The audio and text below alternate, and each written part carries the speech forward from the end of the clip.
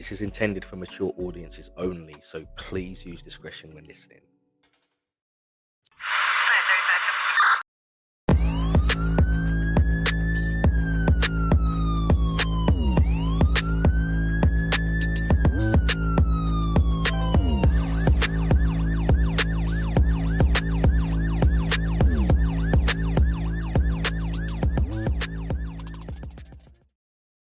Welcome to Call to Dispatch, the show where we hear real stories from the people who answer the call. My name is Dave. Today, we're stepping into a world where pressure, compassion, and adaptability collide. A world where one nurse's career has taken her from the chaos of the Canadian emergency rooms to the high stakes intensity of the ICU to the unpredictable front lines of travel nursing in Los Angeles and as far as Sydney, and finally to one of the most profound places in healthcare, labor and delivery. Oh, Our guest has spent 17 years caring for people at their most vulnerable, witnessing first breaths, final moments, and everything in between. This is a conversation about identity, endurance, humanity, and the evolution of a nurse who has never stopped learning, serving, or growing. Today's guest, I'm pleased to say, is Tina. Tina, welcome to the show. How are you? I'm good. What an intro. Dang. Yeah. You Makes me liked it? sound real good. Yes, makes me sound real good. Good, good. I'm glad you approve. I'm glad you approve. So, before we get into proceedings Mhm. today, it's a tradition around here that I have to take a moment and just raise a drink to you. Okay. Aw. Just want to take the opportunity to just thank you for your service. I know everything that you do is not always seen sometimes. Emergency service workers are the unsung heroes. So, I just want Mhm. to take a moment from me and my listeners to you to thank you for your I service. appreciate that. Thank you. No problem at all. So let's get into it then. Mhm. First question.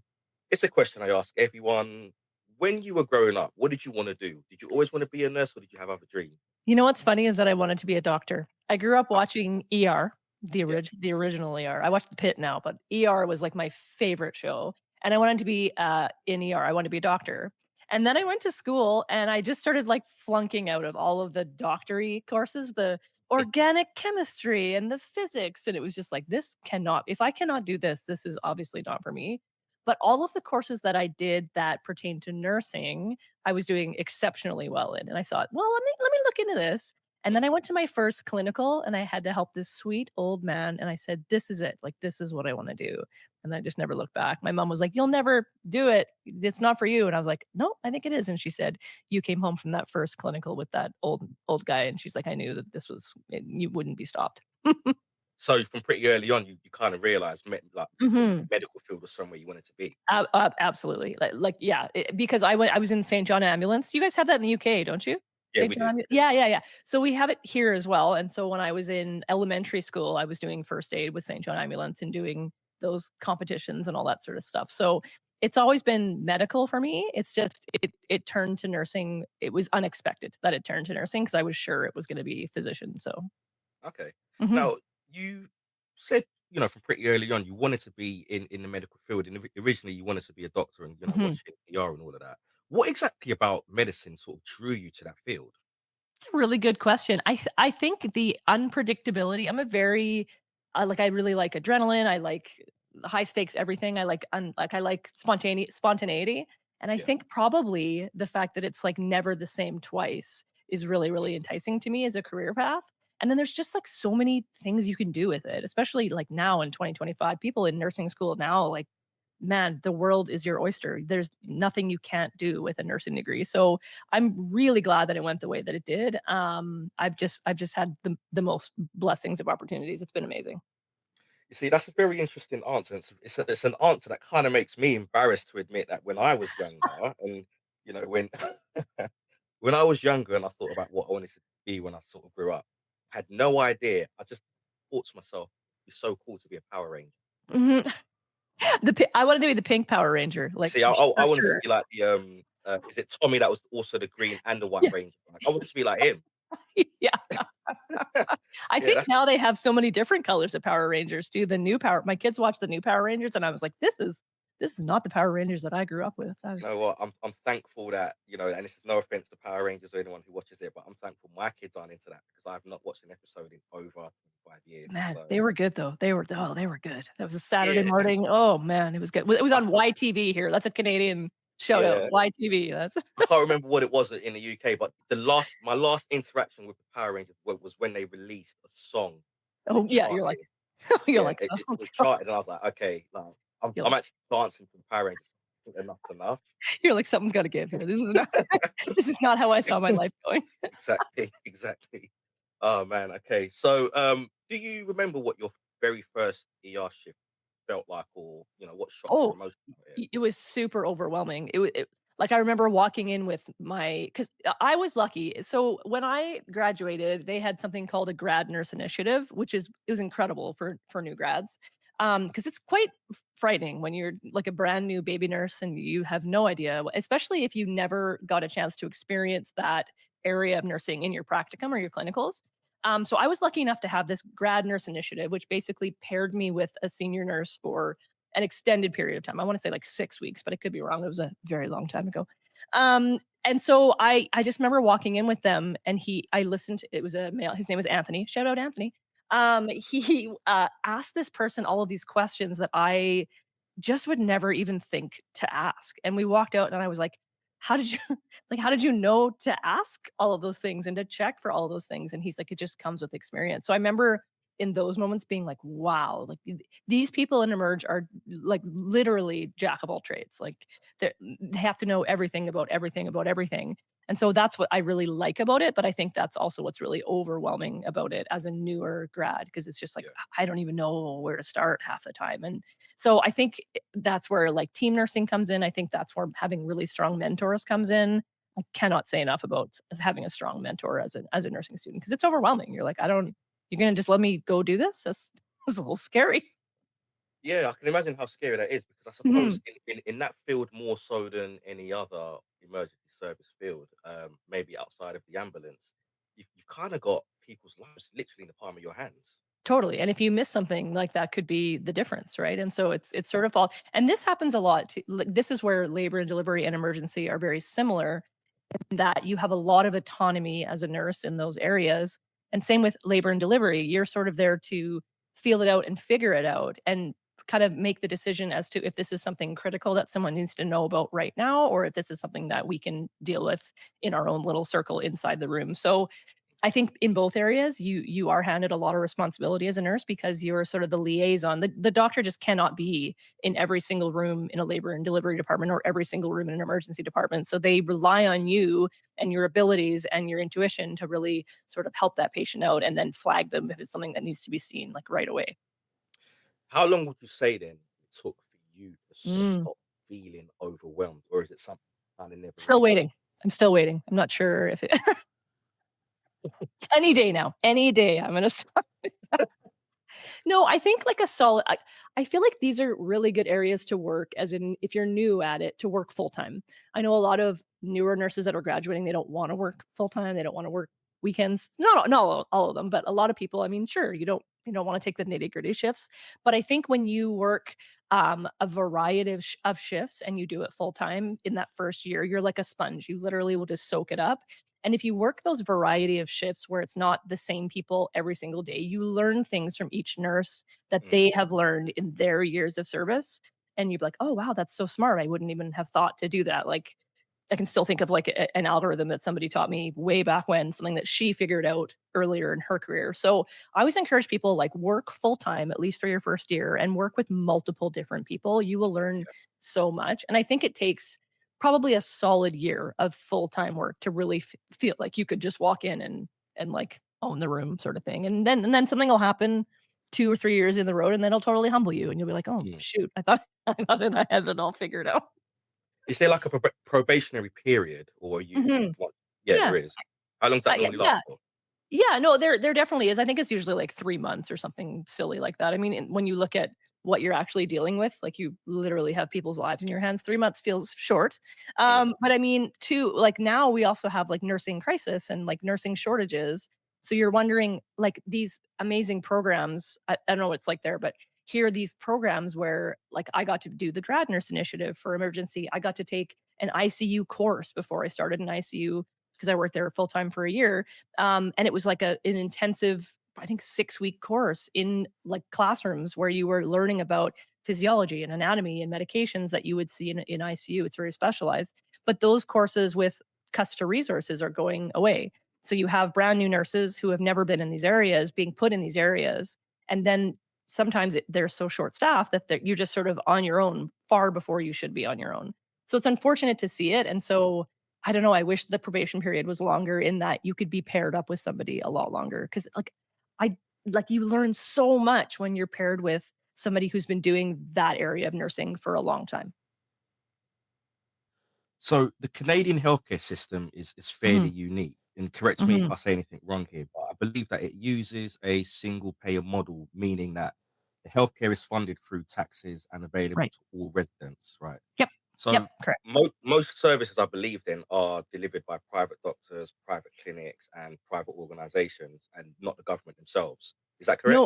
No, so it's actually so my, like, for example, my husband is a physician in emergency, and so they Good. are paid, like, I believe the emergency department is paid by the government, and then they are private businesses. So he's actually a business, and then he Mhm. gets paid from the hospital, and I'm pretty sure the hospital gets paid by the government.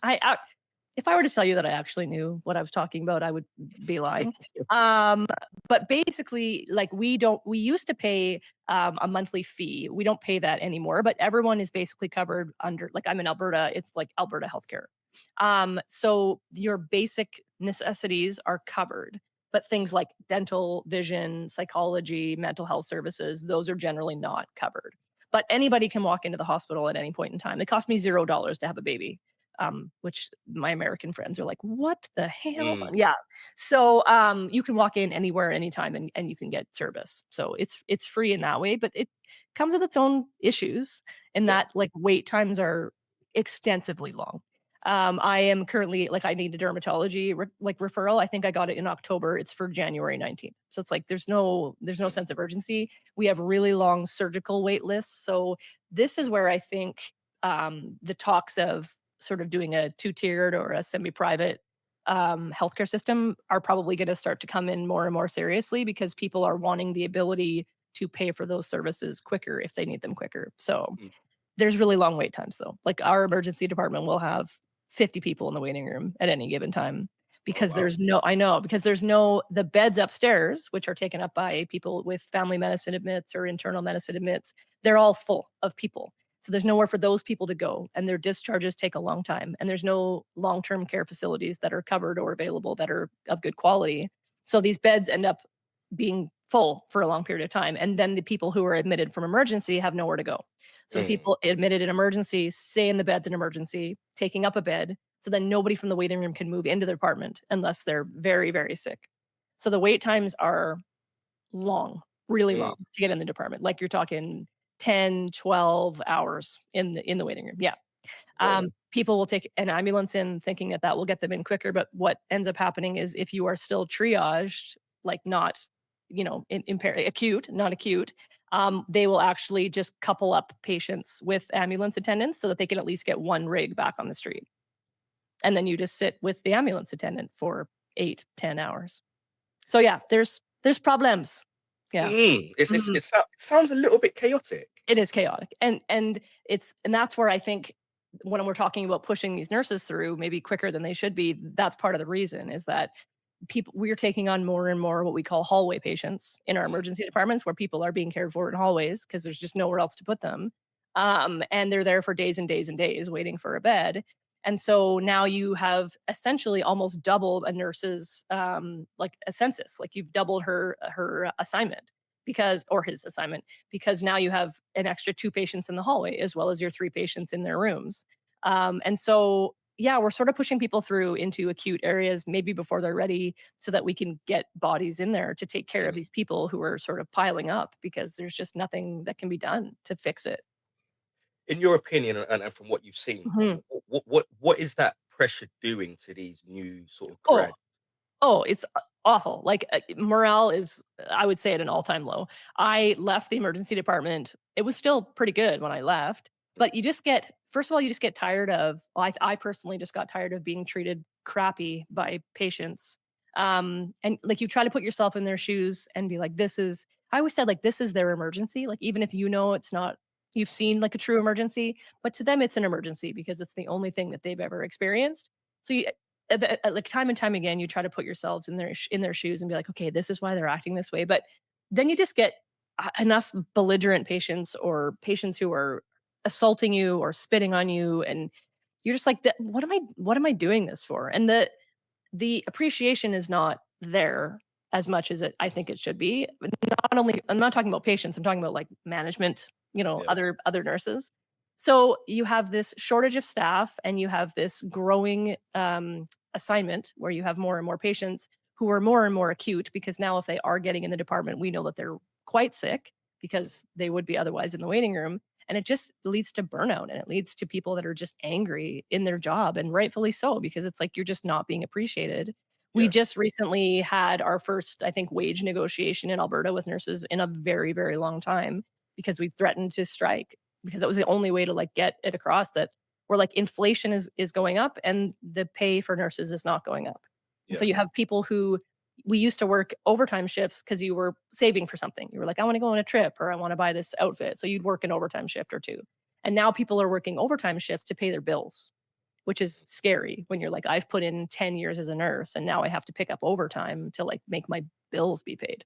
yeah. So it's sort of a I think it's I don't know. Our premier says there's no issues. I would disagree. We have big time issues and I don't know what the solution is, but it's yeah, it's no bueno.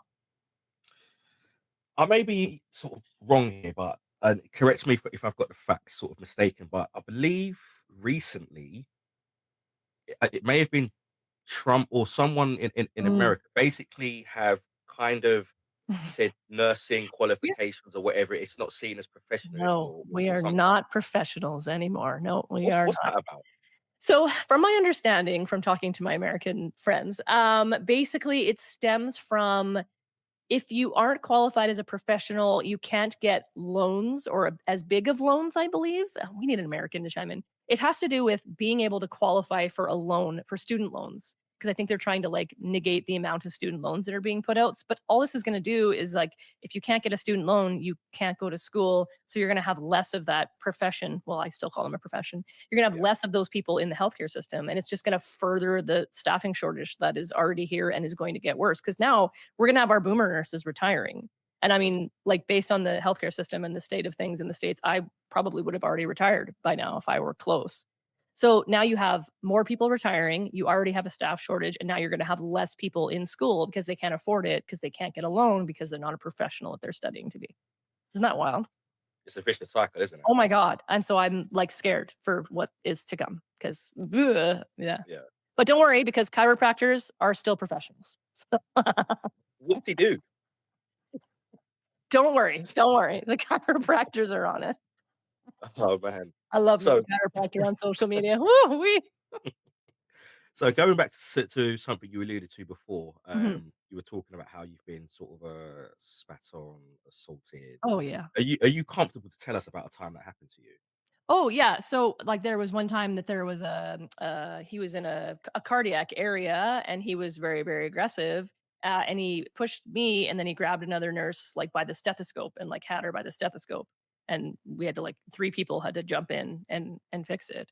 And and stuff like that sadly is not taken as because then they're like, what are you going to do? So you can press charges. Mm, Whether or not those charges will do anything is another. But then, regardless of whether you press charges or not, now you're scared in your place of work, the place that you go to feel good and to feel like you're helping people, but now you're scared to walk near somebody because they might do something. People come in, yes, with spit masks on, and I've had, yeah, a really drunk guy like just pee on the floor, just whip it out and just pee on the floor.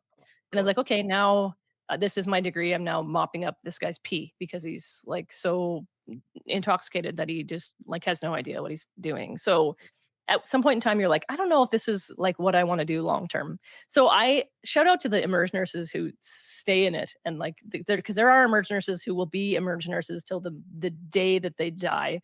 We Mhm. need those people because we need more staff. But I just was like, this is not it for me. This is not what I want to do with my life. I want more enjoyment and appreciation. And so ICU was cool. It wasn't, I mean, it wasn't for me, but I enjoyed my year there. I found it like incredibly intellectually stimulating. Mm. The things and the systems that you have to know about up there are they're mind blowing to me.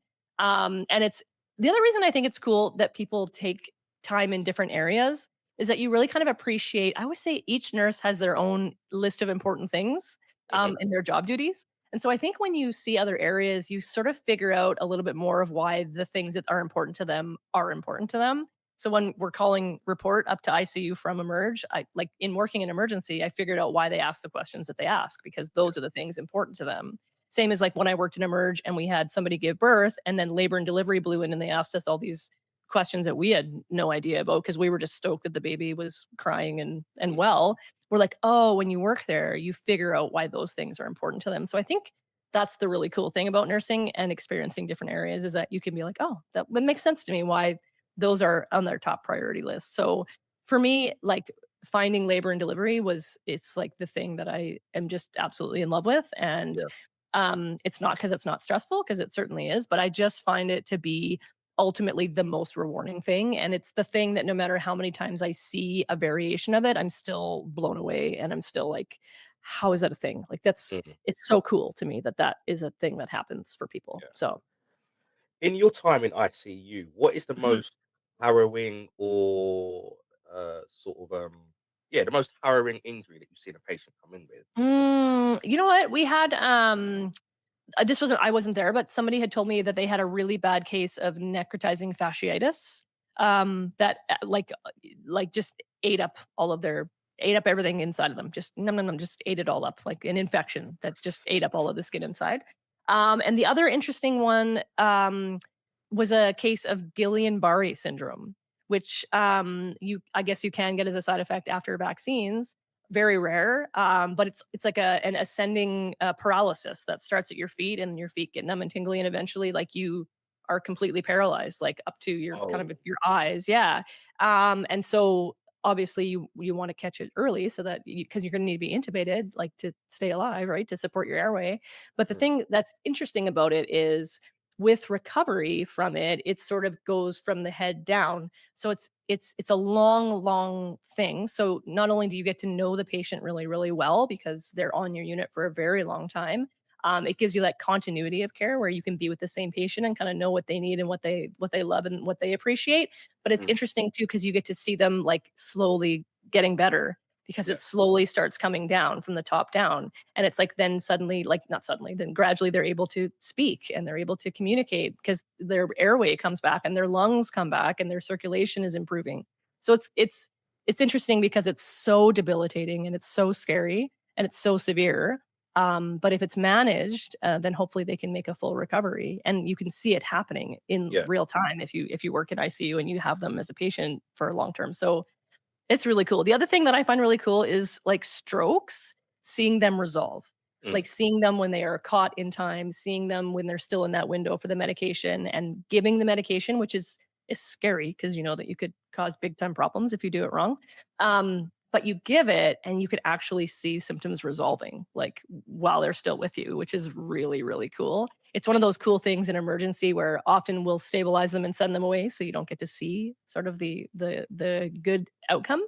But with strokes, you can start to see those good outcomes before they even leave your department. It's really, really cool to see. what tends to be the window for that? Oh, I think it's within don't quote me. I thought it was within 8 hours. We need to Google that. We need to Google. Yeah, Don't take me at my full. I thought it was when we oh, now it's gonna bug me. Maybe it's an hour. It's quick. I don't know. We need to Google that. It's fast. do you know what? I'm actually going to Google that Yeah, right you do. now and Google it. see what Tell it us. says because Yeah. I'm curious. Okay, so Google says the most critical window is between 3 to 4.5 hours. Oh, okay, cool, cool. We always aimed for, we always said door to needle time in an hour was what we Yeah, aimed for. So by the time they arrive and the time that they have gotten in, had their lab work done, had a CT of their head, have their IVs in, have their ECG, and have the medication, 60 minutes. So it was like when they came in, it was like all hands on deck. It was a stroke yeah, call. Lab was there, the radio, or the neurologist was there. Everybody was all hands on deck, like ready to go because we strive for that 1 hour. Like the time is money. Time is Yeah. muscle, really. Yeah. So, yeah, so it's cool to see that medication work and see some symptoms resolving. It's really neat. See, I've see now the reason why I do this podcast is, it's interesting to speak to people in emergency services because everyone has a story and there's always something to learn from somebody's experience. Now, Mhm, I've just hopped into Google and I've Googled that and I can come away and say that I've actually learned something there because in my mind, I mhm, had it as 8 minutes, which mhm. seems Oh, quite yeah. impossible. No, an emergency C-section can be done in, like, 6 to 8. So there you go. You've learned the 2 things now. There we go. Here we go. Yeah. Like, from What? their room into the operating room, baby out, 8 minutes. Yeah. What was that debilitating slow paralysis Oh, thing called? Guillain-Barré syndrome. Guillain-Barré. Here Mhm. we go. I've learned Look three that one things up. now. We had a girl on our unit, and she went on, I believe she wrote a book. Like, she was with us for a really long time, and we got to see her, like, at her worst, and we got to see it resolve, and we see her walk out of the ICU, which was like, Yeah. you're everyone's like, "Oh," like, sobbing because it's you get to know them, right? You spend Yeah. if you work a set of shifts, like, 3 12s in a row, and you are with the person for 3 12s in a row, like, you are with them, you're with their family, you're with their kids, Mm. like, and you can really sort of make a difference in knowing what helps them out, so. So you said you spent a brief period in the ICU, and then you sort Mhm. of realised that it wasn't for you. Yeah. Why was that? You know what? I found that I first of all, I found it physically heavy. Like I mean, you're working with people who are not able a lot of times to do things for themselves. So it's physically demanding. It was like my back would be so sore by 12 hours. But I just found like for me personally, the things that I love the most in nursing and in medicine is the things that are acutely happening right here and now. So those, like I said, heart attacks, strokes, having a baby, the things that are acute. And so a lot of times, I mean, there are definitely like bad times in ICU where things are happening and someone's circling the drain and you have to act very, very quickly. But for the most part, once the patient is stabilized, I found it very monotonous. Like it's like Mm. every hour you're doing this, every at 2 in the morning you're drawing this slab, at 4 in the morning you're replacing the magnesium. At like it was for me, it wouldn't vibe long term. It was great while I was there, but I just in my personality, I think I need more not more instability, but more not excitement. I don't want to say excitement because that's not the right Yeah. word. Yeah. Just more, I don't know, stimulation maybe. I don't know the right word. You know what I'm trying to say? Yeah. I just Yeah. I get you. yeah. Stimulation is a good word. Yeah, yeah. Like when you compare emergency and labor and delivery to like ICU or a step Mm. down or cardiac, it's just not the same pace sort of Yeah. thing. So it was like I said, my brain, I would come home, my back hurt and my brain was exhausted in the best way though, because I learned so much because everybody, like if they're in there and you're with them and they have some syndrome or something happening that you don't know what it's about, then you research and you learn and you read about it because you want to Yeah. know how to best help them. And so I found it, yeah, really intellectually stimulating. The intensive care doctors up there, like you would ask them questions and you're just like, how does your brain hold all of that info in there? it's wild. ICU nurses are so, so smart. Yeah. I guess they have to be in a way, Oh don't my they? Because gosh. Oh things my that they're gosh. Yep. dealing with is Hmm. in many ways kind of higher stakes, isn't it? Very high. Because I mean, the one tweak the wrong way can really send somebody. So Yeah. yeah. Yeah. So you spent a considerable more time. Let Mhm. me say that again, and I'm not going to edit this out, guys. Okay. No, So no. you spent more time in the ER, the emergency Yep. room. Yep. What would you say those years taught you about, Oh people, man. pressure, and yourself? You know what? It sort of taught me that, like I said, like it teaches you that just because something is not a big deal to you, it doesn't mean that it's not a big deal to somebody else. Like it sort of teaches you that everyone comes into a situation with a past lived life that you know nothing about. Because like I said, it might to me, I'm like, oh my gosh, like why is this person so upset about this? But when you like sit back, maybe they've never been in a hospital, maybe they've never had an emergency, maybe this feeling it feels really, really bad to them. So I think that that's the first thing that it taught me is that everybody comes in with the story of a past life that you have no idea what it is. The other thing it taught me, it's like it's so good for, like I said, jack of all trades. Like you learn how to do an ECG, you learn how to read an ECG. You could put an IV. Like I felt like I could throw an IV across the room and get it in somebody's like eyeball. Like that's because you have to get them on feet, in armpits, like on thumbs, like because you'll just take whatever access you can get a lot of times. So really good IV skills, but you just learn sort of how body systems work together at a surface level. Like ICU is like where you learn like where everything works together so well. but you have to know a little bit about everything. And so you sort of start to figure out what things affect one another and how you can sort of mitigate issues in those systems Mhm. quickly and efficiently. I think you also learn to trust your gut a lot when you work in emergency because a lot of times you're like, I don't know, something's just not right here. And then sure enough, like an hour later, you're like, oh, yep, nope, something was not right. So I think you learn to advocate, you learn to sort of watch for things. Your head to toe exams are great in emergency because you have they have to be great because you have to learn to look for absolutely everything and anything. Yeah. Is there a moment in your time in ER that has sort of stayed with you over the years?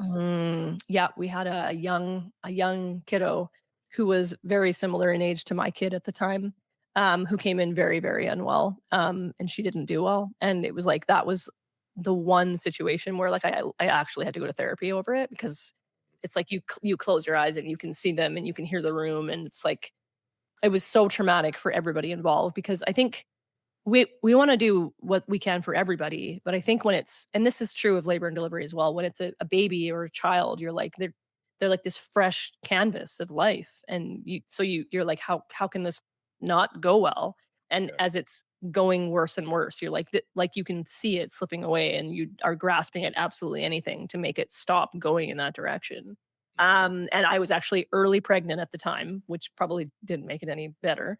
And I had to go. I was like, I gotta go. Like, I cannot be here anymore because I mean, then you're still trying to be compassionate towards other people that are coming in and they're having their own emergencies. And again, you're trying to be cognizant of the fact that they have no idea, rightfully so, what has just happened and what is Yeah. happening next to them because it's not their responsibility to know that and shouldn't have any bearing on their care.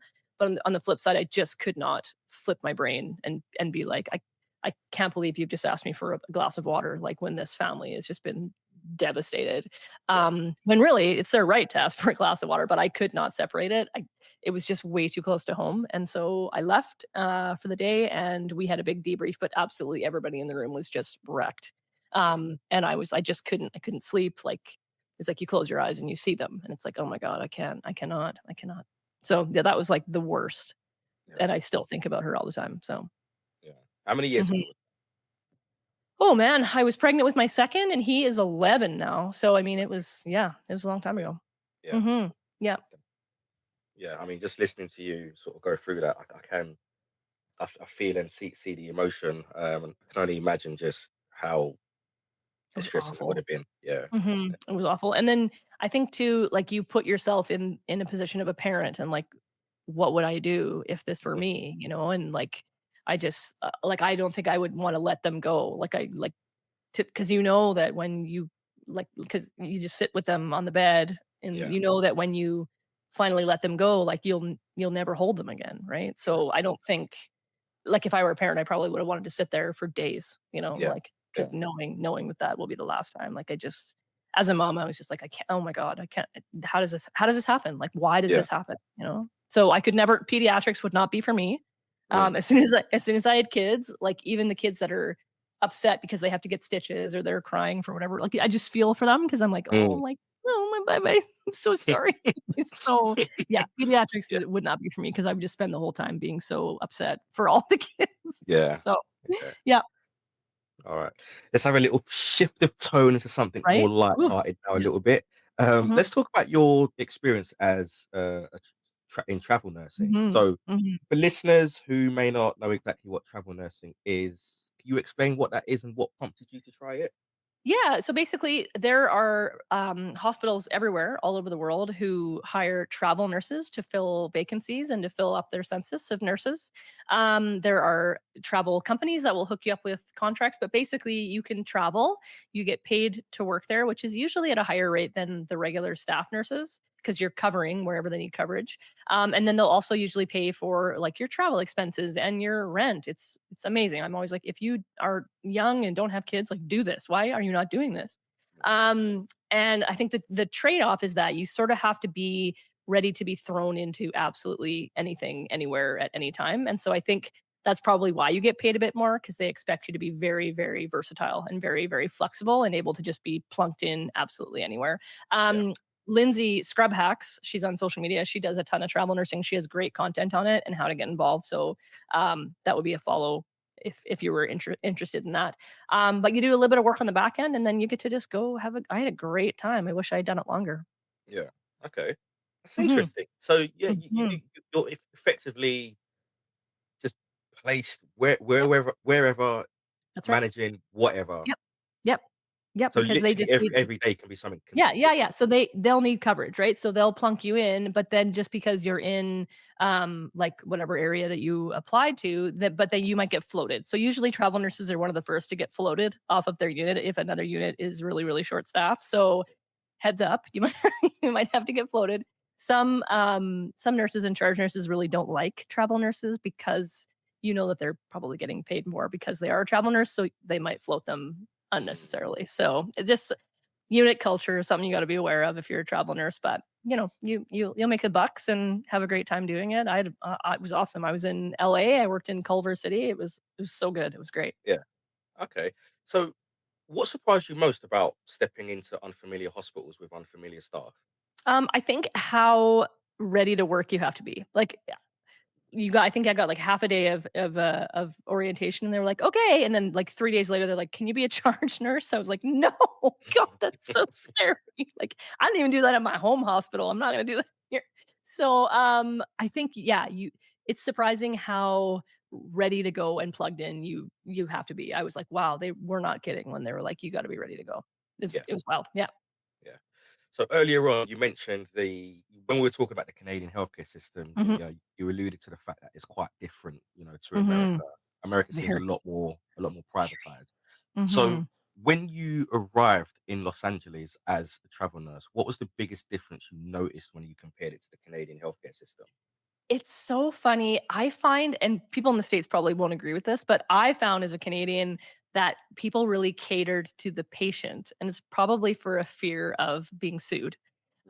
Like I had like so for us, all the time people they'll leave the department without being seen because it's like the wait times are just absolutely astronomical. So we'll say to them like, if it was severe enough for you to come in, we think you should be seen by the doctor, but if you feel like it's better for you to go, you can go, right?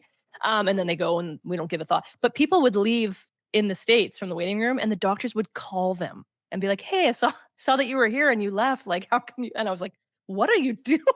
Mm, This is wild to me."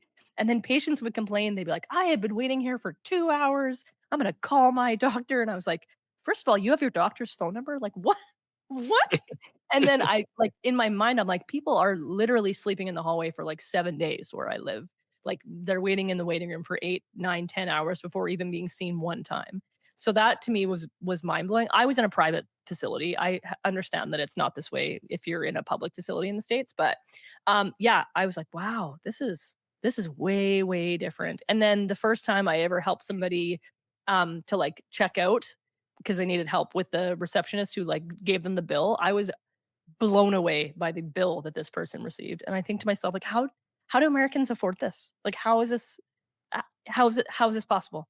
And then if you have like a crappy like I think of the two black moms who are on social media right now, and there's a mhm, lot of yeah, so they have these horrific childbirth experiences. Like one gives birth in a car, one is treated like absolute garbage, and then they have to turn around and pay for that experience, mm, which to me is like it's insult to injury. Like are you kidding?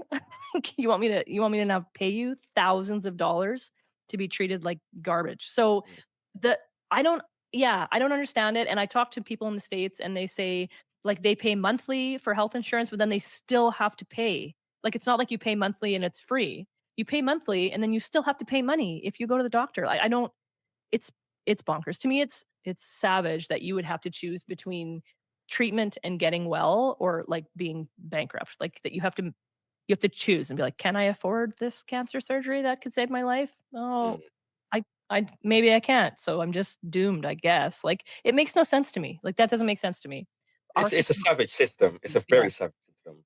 It's like but I don't like, what's the answer? Like, our system is free, but it's like it's chaos and it's huge wait times. Their system is funded quicker, but you're broke. Like, I don't like, what is the friggin' answer? Right? I mean, for me personally, I'll take the free chaos any day of Well, the yeah, week. right. Because then you're You know, not like yeah, people are like, "Yeah, it's no less than 5 grand to have a baby." I was like, "What? Oh my god. It's crazy." that's insane. It's It's insane. insane. What what Yeah. what is your healthcare system like there? It's, Is it 2 tiers? yes, it's NHS, so, Okay, yeah, yeah. it's free, but then there's also private. Okay. Yeah. So, yeah, Okay. Is that yeah. similar to Australia? Do you know? Yeah, I believe it Okay. is, yeah, yeah. That's what it felt like in Australia. Okay, yeah, yeah. For those listening that are screaming right now going, "No, it's not, you idiot," I Yeah, apologize for yeah. that error. Let let us know. We're not super smart. We're just here. We're not you just Yeah. give us a microphone, it's fine. You don't have to be smart to hold the microphone, you just gotta hold the microphone. That is true, that is true. Any older numbnut can do this. So I think it's fair to say that ERs in the major US cities, they see a huge Oh, range of trauma. yep. What stood out to you about LA's emergency environment? You know what? I was in a pretty small hospital, so for me, it wasn't terribly traumatic. I never really Mm, saw anything that was absolutely wild, but I can imagine, that there are a lot of trauma centers that see some real big problems based on the gun violence issues in the States. mhm, Um, and I think that's why, like, we don't see a lot of it here either. I mean, you get your odd random shooting here and there, but, like, there's never I don't think we've ever had, like, a multi-casual, like, call that's gone out for any sort of mass shooting or anything like that. And I mean, that's a whole separate incident, but I mean, there's big time issues in the States with guns. So I can only imagine what some of these trauma centers are seeing and how devastating these injuries would be.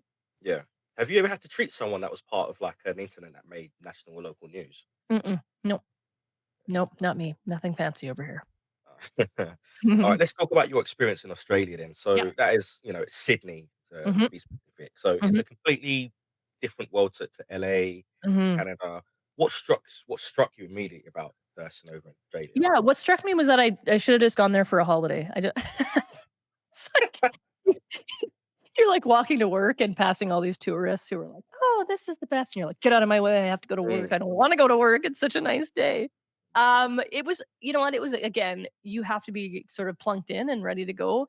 I found it better than Canada in the wait times and that sort of thing. Um, and people were, I think, a little bit more pleasant than my experience in the States. I don't know. I really, really enjoyed the people and the system. It seemed to work quite efficiently. mm, And there it's interesting because the thing that I found really funny is that everybody wanted tea. It's probably like that in the UK too. mhm, People would come in, they're like, "Could I have a cup of tea?" I was mm, like, "Okay, okay. How about I do this ECG first, and then we worry about your tea yeah, next, right?" So, I also learned that cordial. Do you have cordial there? Is it? They yeah. have like this juice. So I didn't know it was like it came like concentrated in a bottle, like You got to mix it with cordial. water. Yeah, no, didn't know that. So somebody asked for some, and I gave it to them, and they were like, "Yeah," it was like straight, it's like straight Oh up. wow, And they're like, what "Timmy, a rookie error! What a rookie error! you have to dilute that." And I was like, "Oh my god." They then went into it. They had a diabetic emergency after that. No, it was a near miss. Is it? Wow. Anyway, no, I really enjoyed my time there. But I mean, my take home was that I just wanted to be there. I didn't necessarily want to be nursing there, but I mean, it was great. Like I had no issues. The system worked great. People were Yeah. super pleasant. Yeah. Was there Illnesses anything? were very much the same. There was not a lot of differences. People still Yeah, breaking stuff. People yeah. still coming in with heart problems. Was there an incident or anything that happened over there where you thought to yourself, "This would never happen back home"? Mm, Not no, not really. Like I was waiting for like a big like catastrophic snake bite or a spider bite. You know what? It's funny. It's funny you mentioned that, right? For a split Mhm. moment, I actually forgot. Australia terrifies me Oh my because gosh.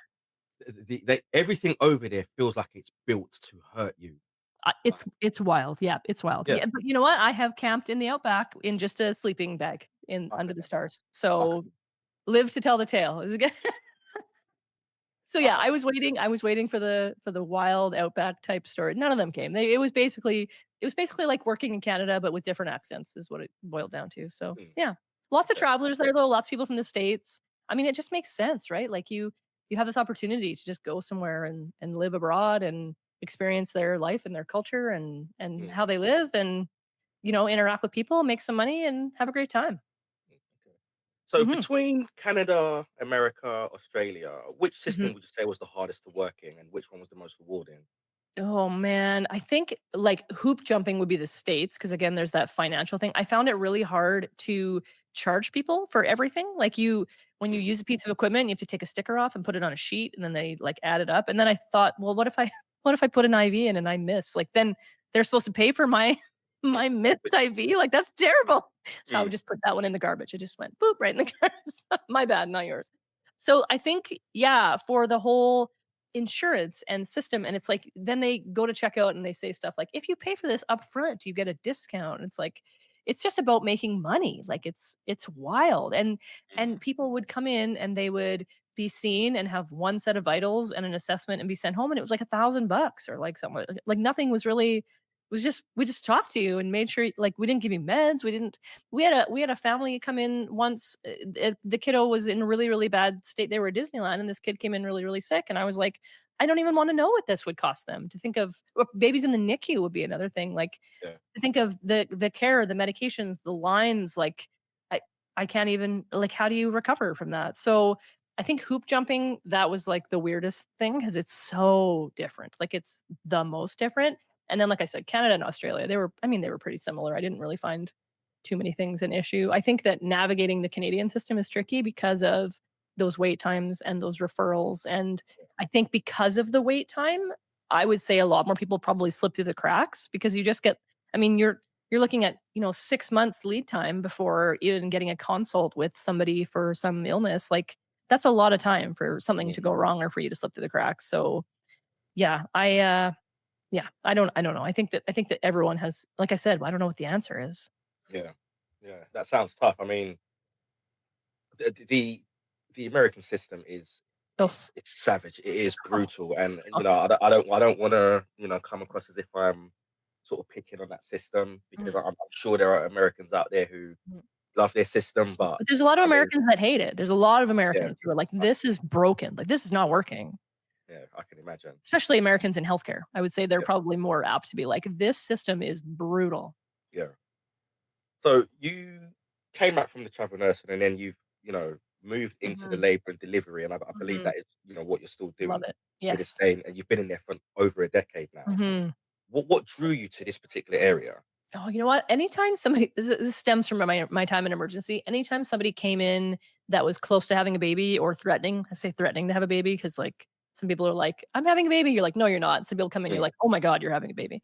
Um, I would run to the birth. Like emergency nurses don't like it usually. Birth is not their jam at all. I was like the one running to every birth that came in through the because I just loved it. I loved everything about it. And when I was in school, I was torn between maternal health nursing and emergency nursing is the way that I went. I'm glad I did it in the order that I did, like started in emergency and went to labor and delivery. But I just love everything about it. Like I love that you're there for people during such a special, vulnerable time in their lifespan.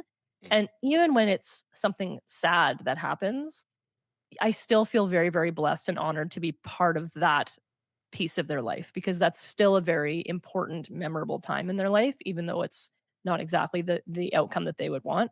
I still feel blessed and really like it's such a blessing to be part of that with somebody. yeah.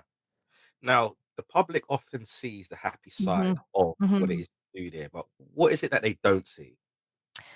I think what they don't see is people's struggles with infertility. We have a lot of people that come in with very heightened, maybe nerves or very heightened emotions because they have tried so hard and so long for this one baby.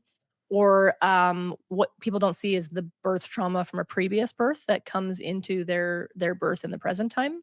And then I think we don't think enough about people that walk in pregnant and they don't walk out with a baby because I think the general consensus is yeah, like you get pregnant you're Mm, gonna have a baby, but I mean the reality is that you can have your early miscarriages and you can have issues in the pregnancy. yeah, You can have babies that were absolutely fine at their 38-week appointment, and then at 39 weeks they didn't feel as much movement and the baby had sadly passed. So I think that's again why not only healthcare workers, but I think everybody should always look at human beings as having this journey that happened before this time of you meeting them, because everybody is walking a path that you have no idea what it's about. mm, So, and you think about these moms that have these late term stillbirths, like people will then ask them after, like, "Oh, how did your birth go?" Or, "Oh, how's your baby?" And, like, because you aren't necessarily gonna tell everybody what happened, but the last time they saw you, you were very pregnant. Mm, And then they have to come home to these nurseries that are completed and figure out what to do with that room and that part of their life. And so I think it's a when people come in with a pregnancy following a stillbirth, it's a really, really special thing to be involved with because you just mm, want to make it absolutely everything to them while still respecting and honoring that baby that's no longer with them. So, loss is something I think that a lot of people don't think about unless you've been through it, and then you mm, think very, very heavily about it. yeah. So, how does the emotional weight of labor and delivery compare to the ER? Like, I'm guessing it's a different kind of pressure. It is, it's a different vibe too, I think, like, I don't know, it's just it's unless you've been in it, unless you've seen a birth, given birth, it's so hard to describe what that room feels like, even when it is super chaotic and almost feeling out of control. It's still so cool to see somebody go from feeling maybe a little bit of fear, a little bit of excitement, pain, and then immediately they're like their personality shifts and they're like, there's this baby like on their Mm, chest. It's like to the point where I get distracted. Like when I'm supposed to be doing something, but I'm watching it happen. I'm like, oh my God, I can't. Oh, right. Yeah, I'm supposed to be doing something because it's like unless you've been, oh, it's so, so cool. So I think that it's very different. It can be tense and it can be emotional and it can be fast paced, but it's just like there's a different outcome. It's like an emergency. It's that way because somebody is sick and not doing well, and we need to make them better. But in labor and delivery, it's not because they're sick, it's because they're pregnant and they're giving birth, and that's a very natural thing that our bodies do. So, it's always like it's pain with purpose if there's pain there, which is really, really cool to phrase it that way because then you see the outcome of it. And it's just, yeah. oh man, it's just oh, it's so cool. I love it. How would you say then that the different chapters of your career has shaped the nurse and the woman you are today? That's a good question. I think I honestly now in my work on social media am researching and learning probably more than I did for a decade in my nursing career. Just because you want to be up to date and you want to provide information that is really, really valuable to people. I also, it's a little bit different, I think, when you're a mom and of multiple children because I found labor and delivery nursing when I in like 2012 and then I got pregnant right away after that. So it was like I found this thing that I was absolutely in love with, and then I sort of had to push pause Mm, on it and life, right? Because I mean, I was pregnant, and here in Canada, we get a full year of maternity leave, and that's don't even get me started on the maternity leave in the states, by the way. So I get a full year of maternity leave. So then I was off for another year. And then I went back and we got pregnant pretty quickly after that because now baby's like 19 months old, right? yeah. And then I worked here and there. So I work around my husband with shift work and then I go off on another leave and then it cycles through. So for a period of 10 years, I sort of had to push pause on what I had found that I was really passionate about. And so, but I think that that was exactly the way it was supposed to play out because now I have a true appreciation for the career that I love so much and that I'm Yeah. able to do it and I'm able to do it so heavily and so heavily involved in it. Um, like I said, I love that I did emergency first because I think it really sets a good foundation for nursing skills, for general assessments, just for critical thinking too, and time management. Like you have to be a good time management person to work in Mhm. emergency. Like there's no other way around it. Med surge would be another nursing profession that you like time management skills to the nines. Like it's wild the amount of things that they have to do. So I think that in my lifespan, things worked out exactly as they should. It was like I learned like, those general assessment, those time management, those good head to toe, being really on your toes. I was able to go to ICU. I was able to really, really refresh my mind, really learn a lot of things about the human body, about illnesses and how they all interact, and sort of get an appreciation for our ICU nurses. Do travel nursing and see what that was like. And now I'm just like in this last bit of my nursing career, which is it's been just the most rewarding, and so I'm super happy with how everything played out. Yeah, no, that's good to hear, and I can Mhm. feel the satisfaction, in your voice, and Yeah, I can and that's tell that you exactly what it feels like. yeah, People are like, "Are you just living your best life?" And I'm like, "I literally feel like I'm living like, I'm doing everything that I ever wanted to do right yeah, now," and the social media piece of it is beautiful because you're able to reach so many people, on a platform where and then you have people coming up to you and saying things like, "You helped my birth go this way," or, "I feel like I was more empowered," or, "I felt like I was more prepared because of your videos," and you're like, "That's why we do it." like it takes a lot to be on social media, a lot of time, a lot of patience, time away from your families. Mm. Um, and yeah, so it's like that's exactly why we're doing it. And it really brings it full circle. And you're like, yes, that's it. After 17 years plus in the field that you are now, Mhm. in medicine, in ER, ICU, LMD, all of that. If you could choose one story, one moment that captures what nursing means to you, what would it be? Oh, you know what? I always take it back to that one old guy in the nursing home when I was a Mhm. nursing student. Like I think he like I wish that I like could credit him, could have told him like what he did because I really wasn't like nobody was really sure. And in that moment, like it's kind of a gross story. I won't tell the story, it's gross, but it's like basically like I was there and if I didn't help him, no one would. And so Yeah, I did it well. He was happy. I felt like I had done something amazing. It was such a small thing, but it was like I felt amazing about it. And I was like, in that moment, it's like a light bulb. You're like, this is what it feels like to truly help somebody who is in need. It's kind of like helping somebody cross the street. You're like, that was simple, but I helped somebody in their time of need. And yeah, like that moment sort of set me up to be like, that's what nursing should feel like. Like that's what it should feel like when you're done your job. You can be like, wow, I did a great job and I helped somebody and he feels good and he is safe and I feel good and I feel fulfilled in what I just yeah, did, even though it was so simple. So I think if you can keep that hat on your head of being like, I'm going to do things to help people, no matter how big or small it is, because sometimes it's those small things in life in our nursing career that really it like is just a home run for somebody who is feeling unwell or who's in an unfamiliar place or is scared or nervous. Sometimes it's like the little things and the things you say to them that matter yeah, more than the big things, the big sweeping gestures. yeah. Okay, now we've reached the part of the show that I like to call the legacy question. It's the last question Mm. I ask every guest, and it's always the same question. So, the first question I ask everybody, and the last Mhm, question I ask everybody too. So, mhm. the legacy question for you is if you could leave one piece of advice or a lesson from your time in service that you would want every listener to carry with them, what would it be? It would be that everybody comes to us with a story and everybody comes to us with a past. And it's not our job to understand that story or understand that past, but Mhm. it is our job to take that and to really utilize it to give them the best care that they can possibly have.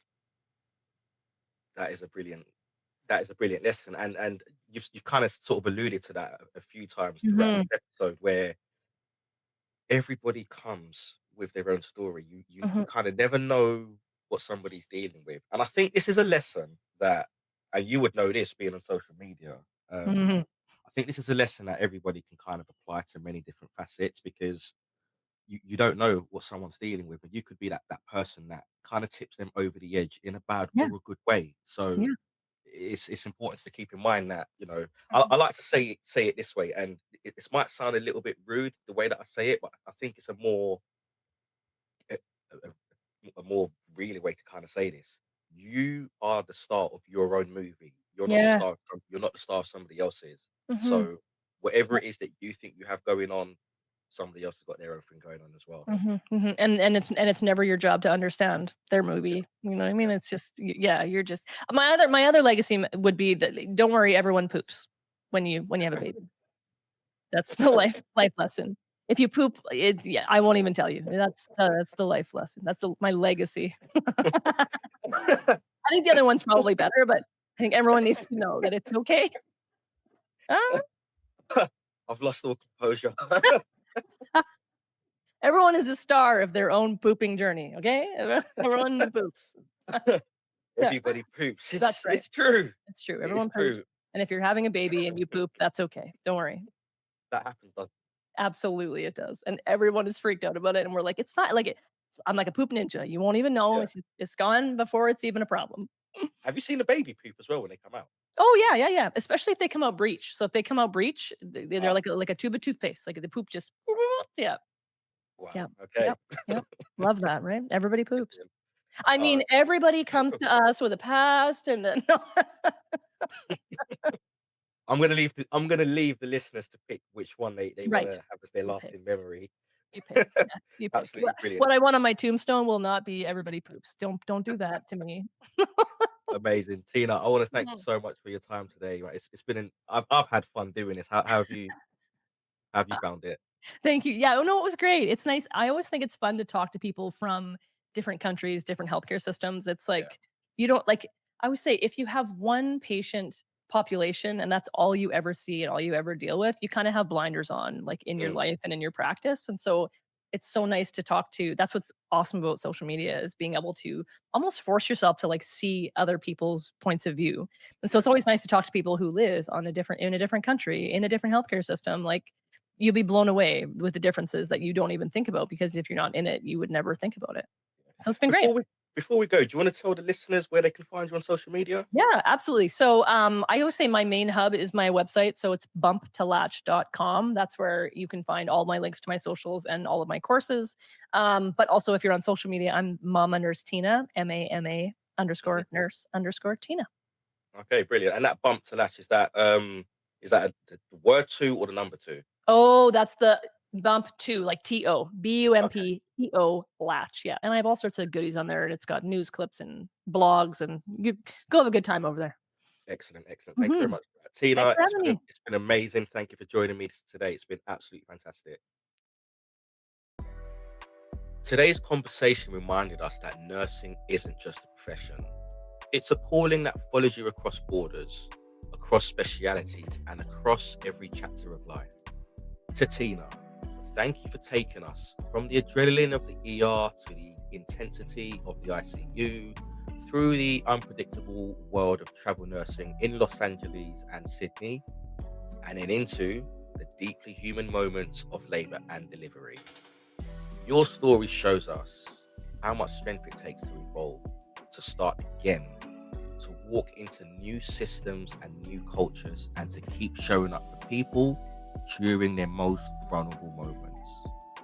And to our listeners, remember that behind every hospital curtain, every emergency call, and every first breath, there are professionals like Tina carrying the emotional weight of these moments so others don't have to.